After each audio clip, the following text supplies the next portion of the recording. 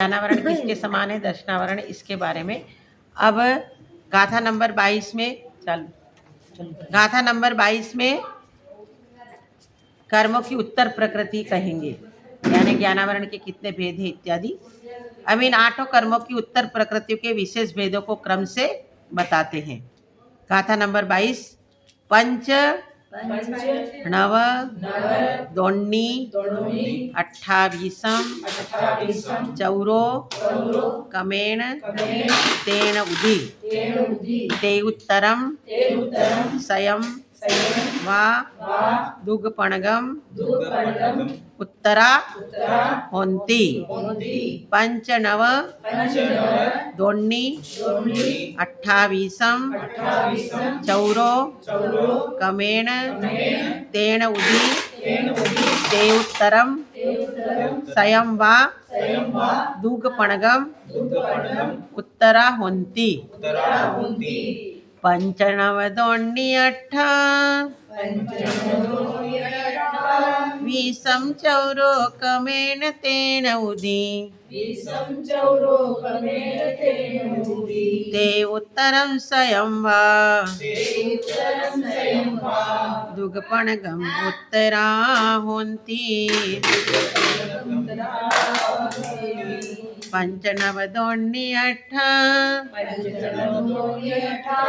वीसम चौरो कमेण तेन उदी ते उत्तरम सयम वा दुगपणगम उत्तरा होन्ति। साथ साथ बोली। पंचनव दोन्नी अट्ठा वीसम चौरो कमेण तेन उदी ते उत्तरम सयम वा दुगपणगम उत्तरा होन्ति।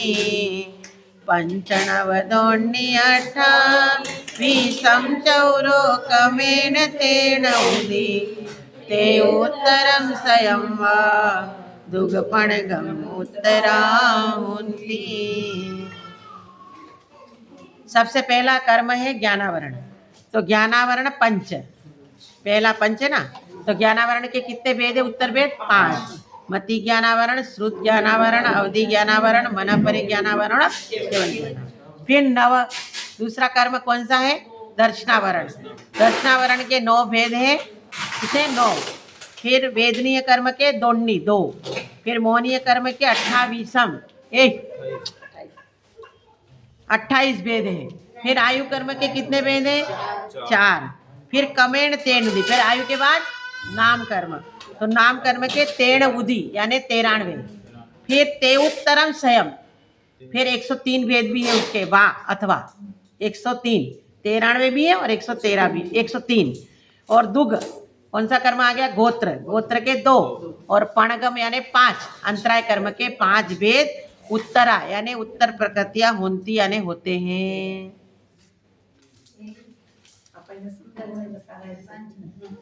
ज्ञानावरणादि 8 कर्मों के क्रम से 5, 9, 2, 28, 4, 93 अथवा 103, 2 और 5 उत्तर भेद होते हैं। अब सबको क्रम से आगे की गाथाओं में सब बताएंगे, ठीक है। ज्ञानावरणादि 8 कर्मों के प्रत्येक के भेद क्रम से 5, 9, 2, 28, 4, 93 अथवा 103, 2 और 5 होते हैं। भावार्थ: ज्ञानावरण के मति ज्ञानावरण, श्रुत ज्ञानावरण, अवधि ज्ञानावरण, मन परे ज्ञानावरण और केवल ज्ञानावरण, ये 5 भेद है। दर्शनावरण के चक्षु दर्शनावरण, अचक्षु दर्शनावरण, अवधि दर्शनावरण, केवल दर्शनावरण और स्त्यान ग्रद्धि, निद्रा निद्रा, प्रचला प्रचला, निद्रा और प्रचला, ये 5 निद्रा, इस प्रकार 9 भेद है। अब दर्शनावरणीय के भेदों में से 5 निद्राओं के कार्य 3 गाथाओं के द्वारा कहते हैं। अब चक्षु दर्शनावरण किसे कहते हैं आगे की गाथाओं में बताएंगे। पहले 5 निद्रा का लक्षण बता रहे हैं। गाथा नंबर 23 में बता रहे हैं कि 5 निद्राओं में से प्रथम निद्रा स्त्यान ग्रद्धि है ना। तो अब दर्शनावरणी के भेदों में से 5 निद्राओं का कार्य 3 गाथाओं के द्वारा बताते हैं। थीणुदये नुट्ठ विदे सोवदी कम्मम करेदी जप्पदी य निद्दाणी दैण यण डिट्ठी मुग्गादिदुम सक्को धीनुदये नुट्ठ विदे सोवदी कम्मम करेदी जप्पदी य निद्दा निद्दुदयेण यण डिट्ठी मुग्गादिदुम सक्को थीनुदयेन टुविदे सोवदि कम्मं करेदि जप्पदिय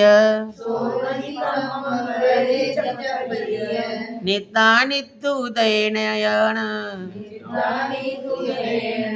डिट्ठी मुग्गादिदुम सक्को थीनुदये नुट्टविदे सोवदि कम्मं करेदि जप्पदिय निद्दानिद्दुदयेन डिट्ठी मुग्गादिदुम सक्को साथ में थीदुदये नुट्टविदे सोवदि कम्मं करेदि जप्पदिय निद्दानिद्दुदयेन डिट्ठी मुग्गादिदुम सक्को थीनुदये नुट्टविदे सोवदि कम्मं करेदि जप्पदिय निद्दानिद्दुदयेन न डिट्ठी मुग्गादिदुम सक्को। एक बार और बोलेंगे। थीदुदये नुट्टविदे सोवदि कम्मं करेदि जप्पदिय निद्दानिद्दुदयेन न डिट्ठी मुग्गादिदुम सक्को। अब क्या कह रहे, जो स्त्यान ग्रद्दि निद्रा होती है, स्त्यान ग्रद्दि निद्रा होती है, उसमें क्या होता है, थीनुदये नुट्ठ विदे, यानी स्त्यान ग्रद्दि दर्शनावरण कर्म के उदय से सोवदि कम्मम, जब सोता है ना तो क्या होता है, उठाया वो भी सोता रहता है, जैसे उठा देते वापस सो जाता है, समझ में आएगी नहीं। ऐसी नींद होती है कि अपने को कुछ भान ही, उठाया वो भी सोता ही रहे और उस नींद में अनेक कार्य कर रहे। क्या लिखा है, जप्पदी निद्दा दोए नट्ठी ना, वो इसमें इतने कार्य कर लेता है उसे पता ही नहीं रहता है, कपड़ा फाड़ के आ जाता है, बेच के आ जाता है, दुकान में वापस आके सो जाता है, उसे पता ही नहीं। हाँ, घेड़ में मतलब निद्रा ही, उसको पता ही नहीं है। वो उठ करके माता जी लोग बता देते कि पहले महिलाएं सुबह 3 बजे उठ के पीसती थी ना, तो नींद नहीं आती थी तो पीस देती थी, फिर सो जाती थी और सुबह उठ के देखती चक्की में किसने पीसा, तो खुद को याद ही नहीं रहता था। नींद में ही सब काम कर लेते हैं, उठ करके कोई सिलाई करने लग जाता, कोई क्या करता है, पर उसे याद नहीं रहता है। और न डिट्ठुम मुग्गादिदुम सक्को, अपनी आंख खोलने के लिए उसको शक्य नहीं होता है, वो आंख ही नहीं खोलता है। जैसे अपन उठाते ना तो उसको पता ही नहीं रहता है, काम तो सही करता है, काम कर लेता है वो, तो फिर जग जाता है ना, जगे हुए जगा है पर उसको याद नहीं है कि मैं जगा हूं, उसको कार्य करने में पता नहीं लगता है। तो स्त्यान ग्रद्दि निद्रा किससे कहते हैं, तो जो उठाया वो भी सोता रहे और सोते हुए भी बहुत सारे कार्य कर डाले और फिर उसको, उसकी आंखें उघड़ती नहीं है। अभी अपने को भी तो कभी कभी ऐसी नींद आती है ना, तो अपने को ऐसा ध्यान नहीं रहता है, और ये सबसे खराब निद्रा है। स्त्यान ग्रद्दि सबसे तीव्र निद्रा है और सबसे खराब, तो सभी पाप प्रकृति, तो सभी पाप प्रकृति है, पर ये सबसे खराब निद्रा है। स्त्यान ग्रद्दि निद्रा दर्शनावरण के उदय से उठाने पर भी सोता है, कर्म करता है और बोलता है। वो लोग निंदा में बोलते भी है ना। निद्रा के उदय से सावधान करने पर भी दृष्टि उगाड़ने में समर्थ नहीं होता है।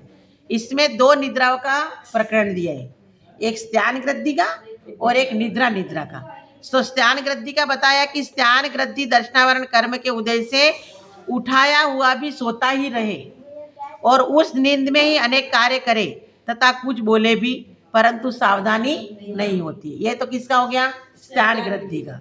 अब निद्रा, निद्रा का क्या कह रहे? और निद्रा, निद्रा कर्म के उद्देश्य से अनेक तरह से सावधान किया हो भी आंखों को नहीं उगाड़ सकता है। अरे बच्चे को उगाड़ते ना तो वापस सो जाते ना, ऐसे अपने को भी कभी कभी नींद ऐसी आती है, हाँ, तो ऐसी निद्रा आ जाती है। ये हमारे रोज कार्य हम करते रहते, पांचों ही निद्रा, कभी कभी कभी निद्रा आती, कभी प्रचला आती, कभी निद्रा निद्रा आती, कभी स्नान ग्रंथि भी आ जाती है। तो पांचों ही निद्रा रोज ही हम लोग लेते हैं, पर हमें उसका लक्षण पता नहीं है, उसका स्वरूप पता नहीं है। बाकी हम जो जीवन में करते हैं वही तो कर्म है। कर्म उल्टा क्या है? दूसरा कोई चीज थोड़ी है। हाँ, आप स्नान ग्रंथि निद्रा किसे कहते हैं? तो जो उठाए भी सोता रहता है और कुछ बोलता भी है, कुछ कार्य भी करता है, तो इसको क्या कहते हैं? स्नान ग्रंथि निद्रा कहते हैं। और निद्रा, निद्रा किसके कहते हैं? कि जो आंख को उगाड़ने में समर्थ नहीं होता है और उसको सावधान किया जाए फिर सो जाता है, सावधान किया जाए। अब बच्चे बहुत सारे करते हैं ना, सुबह उठाते, तो तुम तो उठा करके रसोई घर में चले गए और वो वापस सो जाते, वो निद्रा, निद्रा। अब गाथा नंबर 24 उसमें और प्रचला, प्रचला का और निद्रा कर्म का लक्षण बता रहे। पहला पहलुदैण य वहेदी लाला चलंती अंगाइम निद्दुदये गच्छन्तो ठाई पुणो वैसई पड़ेई। पहला पहलुदैणय वहेदी लाला चलंती अंगाइम निद्दुदये गच्छन्तो ठाई पुणो वैसई पड़ेई। अभी आप लोग कहते हो कठिन है, अपन लोग तत्वार सूत्र को तो पहले कभी कभी सुन भी लेते हैं, ये हम ग्रंथ को पहली बार हाथ लगा रहे हैं तो हमको कठिन तो लगेगा ही। यदि कठिन नहीं होता तो हमारे तुम्हारे जैसे सब पढ़ लेते। अभी हम लोग भी धीरे धीरे करते करते करते करते अपने आप उसमें अपने को, हम लोग चले भी जाए, हम नहीं भी पढ़ाए तो इसको बार बार रिवीजन करना और अपने ये 2-4 ग्रंथ यहाँ पे रख लेंगे तो मंदिर में से ले जाना और मंदिर में आके 2-4 ग्रंथ पढ़ लेना। तो उससे क्या होता है, थोड़े थोड़े प्रैक्टिस करने से और बार बार अभ्यास करने से कठिन चीज भी सरल हो जाती है। क्योंकि हमको छेड़ाला तत्वार सूत्र तो सब कोई पढ़ाते हैं, हम आज ये पढ़ा क्यों रहे आप लोगों को? क्या आपको तत्वार सूत्र छेड़ाला तो कोई भी आएगा तो पढ़ा लेगा, पर हाँ, और कोई भी आएगा तो पहली डाल पढ़ाएगा, फिर दूसरा पहली डाल खत्म करके गया, फिर दूसरा 6 महीने बाद दूसरा आएगा तो भी पहली डाल पढ़ाएंगे। तो कभी कभी 6ठी डाल तक कोई आता ही। जो इसलिए हम ये पढ़ा रहे कि आपको इसमें से 50% तो आपको आता है, पर अपने को ये नहीं पता कि कर्म कांड का यही विषय। बाकी आपको आठों कर्मों के नाम आते हैं, आठों कर्म की उत्तर प्रकृति आती है, सब कुछ आता है, पर ये कर्म कांड में विषय आता वो पता नहीं है। अभी हम लोग यहाँ से चले भी जाएंगे तो आपको रोज आधे घंटे का वीडियो बना के भेजेंगे, उस वीडियो को सुनना 2-3 बार, जब फ्री में हो तब सुना करो। पूरा सुनना जरूरी नहीं है, जब जितना टाइम है इतना सुन लो। तो आप लोगों को धीरे धीरे फिर हम लोग वापस आएंगे तो वापस आपको फिर पढ़ा देंगे, वही गाथाएं वापस पढ़ा देंगे। और एक बार सुनने से, बार बार सुनने से कठिन विषय भी सरल हो जाता है और हमको ये पता तो लगता है कि इसमें विषय क्या है। अपने को याद रहे या नहीं रहे, पर हमको ये पतेगा, कोई पूछेगा आठों कर्म की उत्तर प्रकृति का कहाँ मिलेगी? कर्म कांड में। अभी आप प्रश्न उत्तर भरते हो तो आपको पता ही नहीं कहाँ मिलेगी, ढूंढोगे कहाँ पे? अब पता चल गया, इससे ढूंढ लेंगे। हाँ, इससे ढूंढ लेंगे। पहला पहलुदैण वहे दिलाला चलंती अंगाइम निद्दुदये गच्छन्तो ठाई पुणो वैसई पड़ेई। पहला पहलुदैण वहेदिलाला चलन्ति अंगाईं निद्युदये गच्छन्तो ठाई पुणो वैसई पड़ेई। साथ में पहला पहलू दयणिया वहे दिलाला चलन्ति अंगाईं निद्युदये गच्छन्तो ठाई पुणो वैसई पड़ेई। पहला पहलू दयणिया वहे दिलाला चलन्ति अंगाईं निद्युदये गच्छन्तो ठाई पुणो वैसई पड़ेई। अब क्या कह रहे? 5 निद्रा में स्नान वृद्धि और निद्रा निद्रा के द्वारा हमने जाना। अब क्या करें? प्रचला प्रचला कर्म किसे कहते हैं? तो पहला पहलू दयणीय यानी प्रचला प्रचला कर्म के उदय से क्या होता है? लाला बहेदी लाला लार बहती है मुंह से। अंगाइम चलंती अंग चलते हैं। अपने को पैर हाथ हिलाते हैं, अपने को लगता है जग रहा है, जगता नहीं, हो सोया रहता है। नींद में ही उसके हाथ पैर हिलते रहते हैं और मुंह में से लार तो बहुत बार गिर ही जाती है। एक पूरी रात्रि में एक बार तो कहीं न कहीं ऐसी गाढ़ निद्रा आती है कि अपने मुंह से लार नहीं जाती, किंतु सावधान नहीं रहता है। उसको लार बहती तो पता नहीं लगता है, कभी कभी अपने को गिरती है तो नींद खुल जाती है, तो एकदम गाढ़ी निद्रा आती है। तो प्रचला प्रचला कर्म के उदय से मुख से लार बहती है और हाथ वगैरह अंग चलते रहते हैं। फिर क्या करता है? सावधान करने पर भी सावधान नहीं रहता है। फिर निद्युदये निद्रा कर्म के उदय से गच्छन तो ठाई चलते चलते ही रुक जाता है, खड़ा हो जाता है। नींद आ जाती तो चलते चलते खड़ा हो जाता है, गमन करता हुआ ही खड़ा हो जाता है। फिर क्या करता है? वही सही पड़े पुनो बैठ जाता है, गिर पड़ता है, फिर सो जाता है, बैठ जाता है, गिर जाता है, फिर सो जाता है। तो ये क्या है? निद्रा कर्म के उदय से होता है। जैसे अपने को कभी कभी आती है ना नींद ऐसी, तो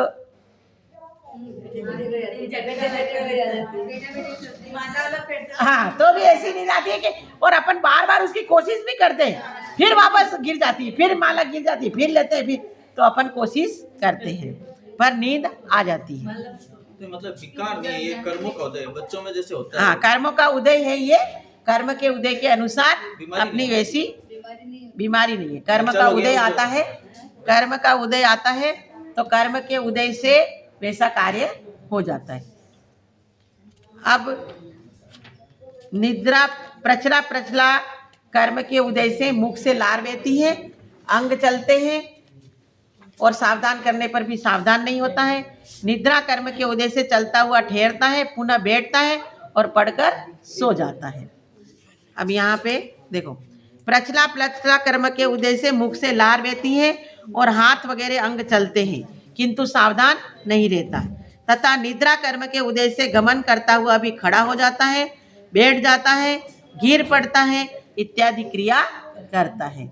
ये सब निद्रावर्णी कर्म के दर्शनावर्णी कर्म के उदय से ये सब कार्य होते हैं। और 10वें गुणस्थान तक इसका उदय रहता है और बंद तो इसका रुक जाता है, दूसरे गुणस्थान में इसकी बंद विच्युति हो जाती है। तो ऐसा ये सब कार्य हमारे कर्मों के उदय से ही होते। अपन लोग कहते ये उठता नहीं है, अरे उसके ऐसा ही कर्म का उदय है तो उठेगा कैसे? कर्म का उदय ऐसा ही होता है तो वैसे ही प्रवृत्ति होती है। अब गाथा नंबर 25, उसमें कौन सी निद्रा बच गई? प्रचला निद्रा। अब प्रचला निद्रा के बारे में क्या क्या होता है वो बता रहे। गाथा नंबर 25 और प्रचला जो अकेली प्रचला होती है, और ये निद्रा जो होती है वो कुत्ते के नींद जैसी होती है। हम लोग सो भी जाते तो सब बात सुनते, सब आपने को नहीं अपन सब सुनते बातें करते वो भी, पर निद्रा भी आ रही है। ये सबसे मतलब हल्की निद्रा है, कच्ची नींद बोलते जो। और ये कुत्ते की नींद होती है ना, कुत्ता जरा सा आठ होते ही जग जाता है ऐसे, तो कच्ची नींद। पहलू दयण या जीवो इसुमिलिय सुवेई सुत्तोवी ईसम ईसम जानदी मुहुम सोवदे मंदम पैलुदयणीय जीवो इसुमिलिय सुवेई सुत्तोवी ईसम ईसम जानदी मुहुम सोवदे मंदम पैलुदयणीय जीवो इसुमिलिय सुवेई सुत्तोवी ईसम ईसम जानदी मुहुम सोवदे मंदम पैलुदयणीय जीवो इसुमिलिय सुवेई सुत्तोवी ईसम ईसम जानदी मुहुम सोवदे मंदम साथ में पैलुदयणीय जीवो इसुमिलिय सुवेई सुत्तोवी ईसम ईसम जानदी मुहुम सोवदे मंदम पैलुदयणीय जीवो इसुमिलिय सुवेई सुत्तोवी ईसम ईसम जानदी मुहुम सोवदे मंदम। देखो, पैलुदयणीय जीवो, प्रचला कर्म के उदय से यह जीव क्या करता है? इसुमिलिय, आँख थोड़ी थोड़ी खुली बंद होती है ना, सुवेई थोड़ी आंखें खुली और बंद ऐसा सोता है, और सोने पर भी ईसम ईसम जानदी, कुछ कुछ जानता है। बोला अपन सोते ना, बातें करते तो समझ सुनाई देती है। अभी कहते कोई आया जो पता है, कोई वो सब पता है, पर नींद भी नहीं, आंख उगाड़ने की भी इच्छा नहीं हो रही, पर वैसा होता है। फिर मुंह सो दे, मंद मंद सोता है, थोड़ा थोड़ा सोता है, और बार बार क्या जाती है, उसकी नींद भी खुल जाती है। बार बार मंद मंद सोता है, मतलब कभी सो जाता फिर जग जाता, कभी सोता फिर जग जाता, कभी सोता फिर जग जाता, और उसको बातें भी सुनाई देती है, उसको सब कार्य हो रहे वो भी सब पता है, पर उठता नहीं है। तो प्रचला कर्म के उदय से जीव कुछ कुछ आँख खोले होता है, सोता है, सोता हुआ भी कुछ कुछ जानता है, और बार बार मंद सोता है। अब इसमें देखो, प्रचला कर्म के उदय से यह जीव कुछ कुछ आंखों को उगाड़ कर सोता है, और सोता हुआ भी थोड़ा थोड़ा जानता है, बार बार मंद थोड़ा थोड़ा सहन करता है। यह निद्रा स्वान के समान है। स्वान यानी कुत्ता। यह सब निद्राओं में उत्तम है, मतलब सब निद्रा ऐसे उत्तम नहीं है, पर सब निद्राओं में ठीक है। इस प्रकार दर्शनावरणी कर्म के कुछ भेदों का कार्य कहा। अब इसी गाथा में आगे सब वेदनीय कर्म के भेद वगैरह कहेंगे, तो आगे पढ़ते। वेदनीय कर्म के एक साता वेदनीय और असाता वेदनीय, ऐसे दो भेद हैं। मोहनीय कर्म पे की साधारण रीति से दो प्रकार के भेद हैं, दर्शन मोहनी और चारित्र मोहनी। इनमें दर्शन मोह की बंध की अपेक्षा एक मिथ्यात्व रूपी है, तथा उदय तथा सत्ता की अपेक्षा एक मिथ्यात्व, दो सम्यक मिथ्यात्व और तीन सम्यक प्रकृति, तीन भेद स्वरूप है। अब इसका आगे विवरण जहाँ पे आएगा ना, वहाँ पे इसका विवरण खोलेंगे, बंध और सत्व की अपेक्षा कैसे होता है ना। आगे ये तीन भेद किस तरह हो जाते हैं, इसका उत्तर देते हैं। ये तीन भेद, पहले अकेला मिथ्यात्व कर्म होता है, और मिथ्यात्व कर्म के तीन टुकड़े कैसे होते हैं वो बात बता रहे। जैसे अपन गेहूं पीसते हैं ना, तो गेहूं में क्या होती है, कड़ी भी निकल जाती है, भूसा भी निकल जाता है, और बारीक बारीक भी निकलता है, तो तीन प्रकार का हो गया। उसी प्रकार ये जब प्रथमोपम सम्यक्त्व जीव प्राप्त करता है, तब मिथ्यात्व के तीन टुकड़े हो जाते हैं। तो उसमें सबसे ज़्यादा अनुभाग मिथ्यात्व का होता है, फिर उससे कम सम्यक मिथ्यात्व का होता है, फिर उससे कम सम्यक प्रकृति का होता है। तो ये कैसे होता है वो एक गाथा के द्वारा अपन, गाथा नंबर 26, ये मिथ्यात्व के तीन टुकड़े किस तरह होते हैं, ये तीन टुकड़े के बारे में बताया जा रहा है। गाथा नंबर 26, जन्तेण कोदम्बा कोदम्बं वा पडमुव सम सम्म भाव जन्तेण मिच्छं दब्बं तु तिधा असंख गुण हीन दब्ब कमा जन्तेण कोदम्बं वा पडमुव सम सम्म भाव जन्तेण मिच्छं दब्बं तु तिधा असंख गुण हीन दब्ब कमा जन्तेन कोदम्बं वा पडमुव सम भाव जन्तेन मिच्छं दब्बं तु तिधा असंख गुणहीन दब्ब कमा जन्तेन कोदम्बं वा पडमुव सम भाव जन्तेन मिच्छं दब्बं तु तिधा असंख गुणहीन दब्ब कमा साथ बोलो जन्तेन कोदम्बं वा पडमुव सम भाव जन्तेन मिच्छं दब्बं तु तिधा असंख गुणहीन दब्ब कमा जन्तेन कोदम्बं वा पडमुव सम भाव जन्तेन मिच्छं दब्बं तु तिधा असंख गुणहीन दब्ब कमा। अभी क्या कह रहे देखो, जन्तेन जन्तेन ने यंत्र के द्वारा, किसके द्वारा? यंत्र के द्वारा। कोदम्बं वा, यदि कोदो होते ना, कोदो के चावल नहीं होते, कोदो एक धान होता है, क्या करता है जैसे चक्की, मतलब यंत्र ने चक्की होगी ना, चक्कू की द्वारा कोदो के दलने पर क्या होता है,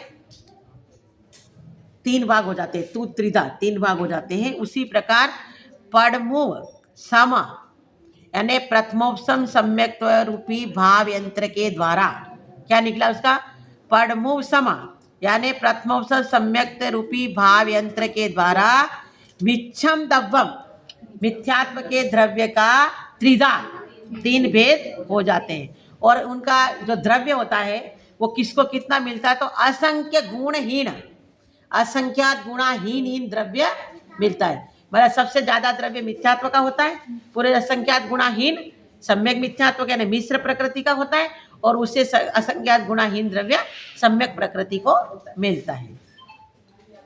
ये क्यों होता है, क्योंकि मिथ्यात्व का उदय होता है तो मिथ्यात्व गुणस्थान होता है, और सम्यक मिथ्यात्व का उदय होता है तो तीसरा गुणस्थान होता है, और सम्यक प्रकृति का उदय होता है तो चौथा गुणस्थान वेदक सम्यक्त्व हो सकता है।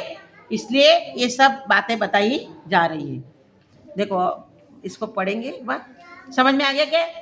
जैसे यंत्र के द्वारा कोदों के 3 भेद किए जाते हैं, उसी प्रकार प्रथमोपसम सम्यक्त रूपी भाव यंत्र के द्वारा मिथ्यात्व के 3 टुकड़े किए जाते हैं, और वो तीनों टुकड़ों में द्रव्य असंख्यात गुणाहीन क्रम से होता है।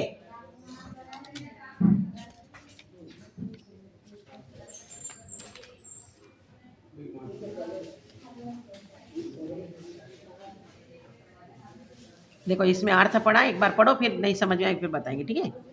इसको आपको संस्कृत ये ऊपर वाला समझ में नहीं आता, नीचे की 2 लाइनें दी हुई रहती है वो संस्कृत की होती है, तो थोड़ा थोड़ा उससे ज़्यादा समझ में आ जाएगा। यंत्र अर्थात घरटी चक्की से दले हुए कोदों की तरह प्रथमोपसम सम्यक्त परिणाम रूप यंत्र से मिथ्यात्व रूपी कर्म द्रव्य प्रमाण में क्रम से असंख्यात गुणा कम होकर 3 प्रकार का हो जाता है। भावार्थ, जैसे कोदो धान्य विशेष दलने पर तंदुल, कण और भूसी ऐसे 3 रूप हो जाता है, उसी तरह मिथ्यात्व रूप कर्म द्रव्य भी उपसम सम्यक्त रूपी यंत्र के द्वारा मिथ्यात्व, सम्यक मिथ्यात्व और सम्यक्त्व इन 3 स्वरूप परिणमन करता है। ये सम्यक तो अकेला लिखा ना, उसको सम्यक प्रकृति भी कह सकते हैं, सम्यक प्रकृति। इस कारण एक मिथ्यात्व रूप दर्शन मोनीय कर्म के ही 3 भेद कहे गए हैं। इतना ही है इसका, फिर आगे क्या दूसरा बताएंगे। मतलब जैसे अपन चक्की में 3 प्रकार का दान हो जाता है, चाहे गेहूं ले, इसको कोदो ले लिया उन्होंने, कोदो की जगह किसी को भी ले लो तो अपन भूसा अलग निकल जाता है, कणी कणी अलग होती है, आटा अलग बन जाता है। उसी प्रकार प्रथमोपम सम्यक्त रूपी यंत्र के द्वारा, भाव यंत्र के द्वारा मिथ्यात्व के 3 टुकड़े किए जाते हैं। और वो तीनों टुकड़ों में जो द्रव्य होता है, द्रव्य मतलब कणी का संख्या, जो आटा 1 किलो 2 किलो ऐसा होता है ना, ऐसे ही उसका द्रव्य, उसमें द्रव्य होता है। पुद्गल परमाणु जो होते हैं वो सबसे ज्यादा मिथ्यात्व को होते हैं, फिर उससे कम सम्यक मिथ्यात्व को, और उससे कम सम्यक प्रकृति को मिल जाते हैं। और कौन से यंत्र के द्वारा? प्रथमोपम सम्यक्त रूपी भाव यंत्र के द्वारा। कौन से? प्रथमोपम सम्यक्त रूपी यंत्र के द्वारा मिथ्यात्व के 3 भेद यानी 3 टुकड़े किए जाते हैं। और इस तीनों टुकड़ों में, इसमें प्रश्न में सब मिल जाएगा, प्रश्न में सब आ जाएगा। तीनों टुकड़ों के द्वारा आपको क्या होता है, इसके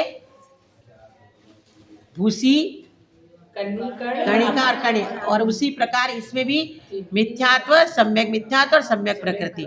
अभी आप बंद किसी का करोगे तो मिथ्यात्व का ही बंद होता है, ये सम्यक मिथ्यात्व और सम्यक प्रकृति का बंद नहीं होता है, उसका उदय आएगा, बंद नहीं होगा और सत्ता में पड़ा रहेगा जब तक। अभी अपन लोगों ने यदि एक बार भी प्रथम सम्यक्त को प्राप्त नहीं किया है तो हमारे पास 3 प्रकृतियों की सत्ता नहीं है, अभी अकेले मिथ्यात्व की ही सत्ता है। एक बार जिसने सम्यक्त को प्राप्त कर लिया है उसी को इन 3 प्रकृतियों की सत्ता होती है। अनादि मिथ्या दृष्टि जीव और सादी मिथ्या दृष्टि जीव, 2 हो गए। अनादि मिथ्या दृष्टि जीव उसको कहते हैं कि जिसने आज तक एक बार भी सम्यक्त को प्राप्त नहीं किया, वो अनादि मिथ्या दृष्टि। अनादि मिथ्या दृष्टि के 3 प्रकृतियों में एक ही प्रकृति का सत्व और उदय और बंद होता है। समझ में आ गया? किसका? अकेला मिथ्यात्व का। और जिसने एक बार सम्यक्त को प्राप्त कर लिया और पुनः मिथ्यात्व में चला गया उसको सादी मिथ्या दृष्टि कहते हैं। क्या बोलते हैं? सादी मिथ्या दृष्टि। वो अनादि मिथ्या दृष्टि हो गया, ये सादी मिथ्या दृष्टि हो गया। समझ में आ गया ना? स यानी सहित, आदि से सहित, आदि नहीं है उसका तो सादी हो गया। और अनादि, अनादि काल से उसने एक बार भी सम्यक्त को प्राप्त नहीं किया उसको अनादि मिथ्या दृष्टि जीव कहते हैं। और एक बार जिसने सम्यक्त प्राप्त कर लिया उसको आदि मिथ्या। और प्रथम सम्यक्त किसको कहते हैं?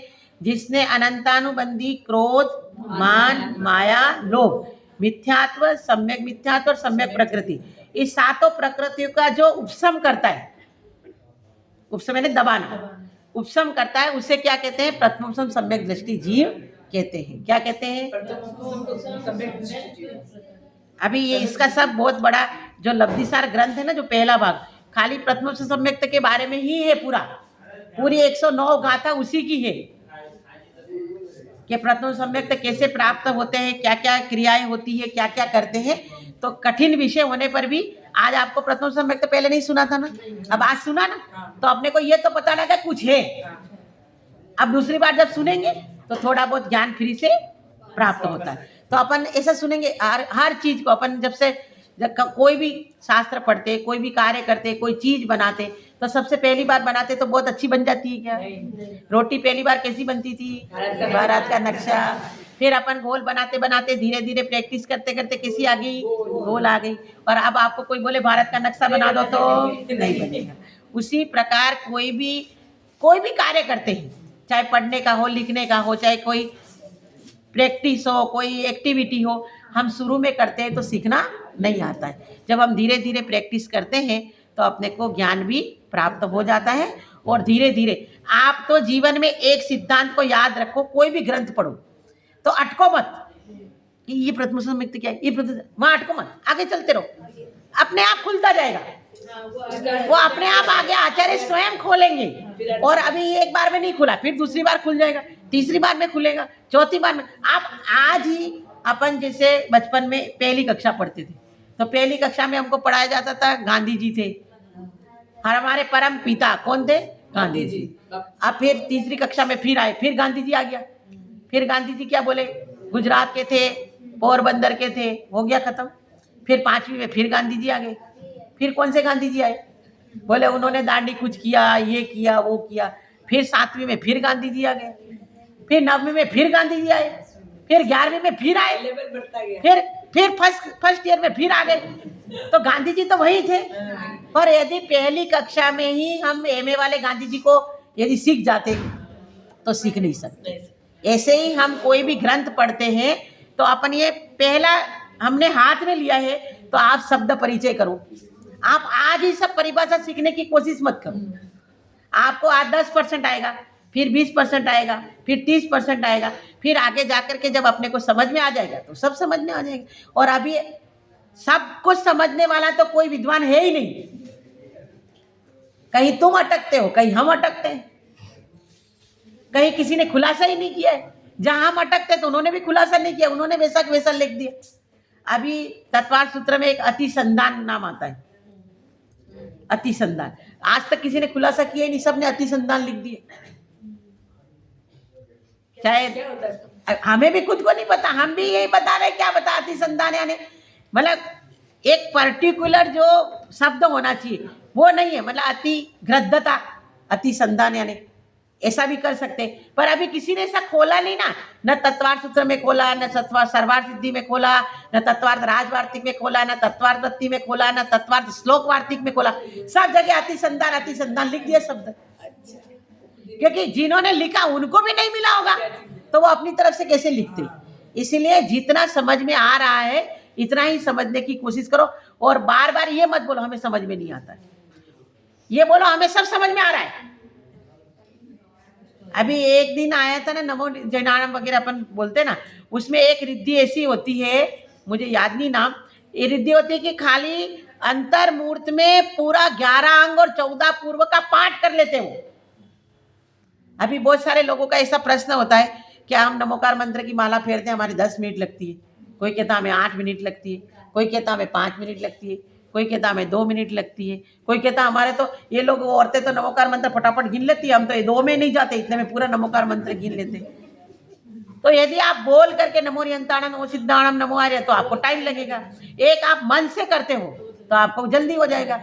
अभी आप सोचो ऋषि मंडल की माला आप लोगों को 15 मिनट लगती है, बोला हम 4 मिनट में फेर लेते हैं। तो सब चीज को बोलना थोड़ी जरूरी होता है, मन से करते हो उसको पूरा ओम राम रीम रूम रूम रेम रेम रोम राशि अवसर समेंद्र संज्ञान चारित्र्य रीम नमः इतना बोलने की जरूरत नहीं है। अभी आप भक्तांबर को मन से बोलो तो आपका भक्तांबर 3 मिनट में पूरा हो जाएगा। और आप जोर से बोलोगे तो आपको टाइम लगेगा, और जोर से भी अपन लय से बोलेंगे और टाइम लगेगा। तो इसलिए हर चीज को, और आप बोलो कि इतना जल्दी कैसे बोलते, अशुद्ध बोलते, फलाना करते। अरे मान लो 2-4 बार अशुद्ध भी बोल रहे तो क्या फर्क पड़ रहा है, मान लो पाप तो लगेगा नहीं, और बुद्धिपूर्वक कोई कर नहीं रहा है, और अपन अच्छे से भी बोलते तो भी गलती हो जाती। कभी कभी अच्छे से भी बोलते हैं तो भी शब्द इधर उधर होते हैं। हमारा ज्ञान क्षेपसम ज्ञान है, किसी का क्षेपसम ज्यादा है, किसी का क्षेपसम कम है।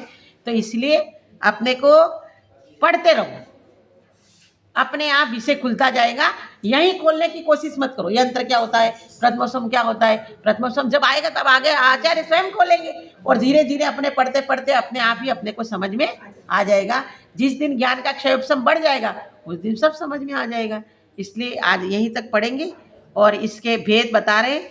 ये अपने को याद ही, ऐसे तो चारित्र मोनि के 2 भेद है वगैरह। तो आज समय हो गया है, कल अपन उसके बारे में जानेंगे। और जय बोलो नेमिचंद्र सिद्धांत चक्रवर्ती की।